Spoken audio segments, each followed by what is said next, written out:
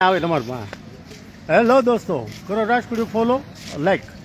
આજે એક સરસ મજાની જે વાત 2 દિવસ પહેલાં જાહેરાત કરી હતી એ બસ આજથી જેતપુર બગદાણા જે ચાલુ થઈ ગઈ છે અને હાલ વડિયા બસ સ્ટોપ પર આવી છે. 1:30-2નો ટાઈમ છે. તો આજે એ ડ્રાઈવર સાહેબને, કંડક્ટર સાહેબને અને એસટીની ટીમને પૂછીએ કે ભાઈ આ રૂટ ક્યાં ક્યાં લેશે, શું ટિકિટ છે, લોકલ છે કે એક્સપ્રેસ, એ જાણવાનો પ્રયાસ કરીએ અને એ લોકોને ખૂબ ખૂબ શુભેચ્છાઓ આપીએ કે ભાઈ આ રૂટમાં એ લોકો અવિરત ટ્રિપિંગમાં રહે અને આ બાજુની જનતાને સંપૂર્ણ લાભ મળતો રહે એવી શુભેચ્છાઓ આપીએ. કરો રાજકોટ ફોલો લાઈક.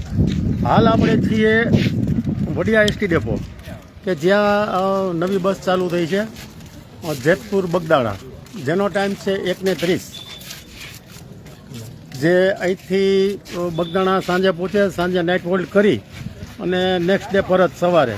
તો આપણે મિત્રોને પૂછીએ કે ભાઈ આ બસ કયા રૂટથી ક્યાં ક્યાંથી ચાલશે એની પણ માહિતી લઈએ. અને જો મારી આ નિશાળ છૂટી ગઈ છે તો આ બધા હવે જ રિસેસમાં છે અહીંયા, એ બધાને શકલ બતાવી દઈ. આ બધું 2-3 ગેંડા સ્વામી છે. ચાલો, ડ્રાઈવર સાહેબ કોણ આમાં તમે બે આમાં કંડક્ટર સાહેબ પૂછું. નમસ્તે સર. ભરતભાઈ, આ બસ ક્યાં ડેપોની, ક્યાંથી ક્યાં હાલવાની થોડી માહિતી આપો ને. આ જેતપુર ડેપોની ગાડી છે.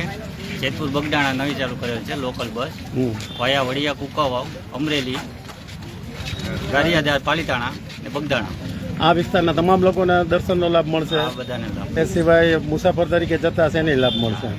સર, આ બસનું સામાન્યતા આપણે વડિયાથી જ પૂછીએ, વડિયાથી બગદાણાનું શું ભાડું હશે?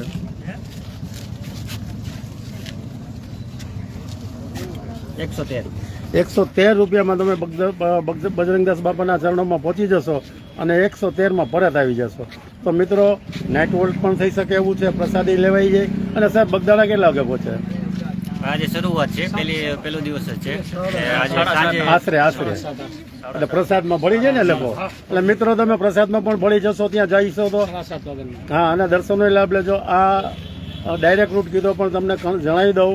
વડિયા નજીકના ઢોળવા, ખીજડીયા, મોરવાડા, ખડખડ, મેઘા પીપળિયા, આ તરફ ચારણિયા, સમઢિયાળા, થાણા ગાળોળ, એ ગામના તમામ લોકોને આ બસનો લાભ મળશે. તો તમામ મિત્રો દાદાના દર્શને જાઓ અને લાભ લ્યો. બીજા કોઈ કહેશે? અને મિત્રો, બગદાણાથી સવારે ઉપડવાનો ટાઈમ છે 6 વાગ્યાનો. તો 6 વાગે ત્યાંથી તમે પાછા પ્રસ્થાન કરી શકો આ જ બસમાં.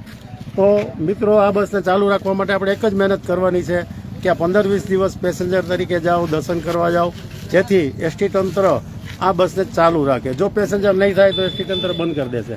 તો ખાસ નોંધ લેજો કે ભાઈ આ રૂટને ચાલુ રહે એવા પ્રયાસ કરીએ, આ બસમાં જ મુસાફરી કરીએ તો એનું બેનિફિટ પ્રજાને જ મળશે. કરો રાજકોટ ફોલો લાઈક. બધા બજરંગદાસ બાપાની છોકરાઓ સરસ.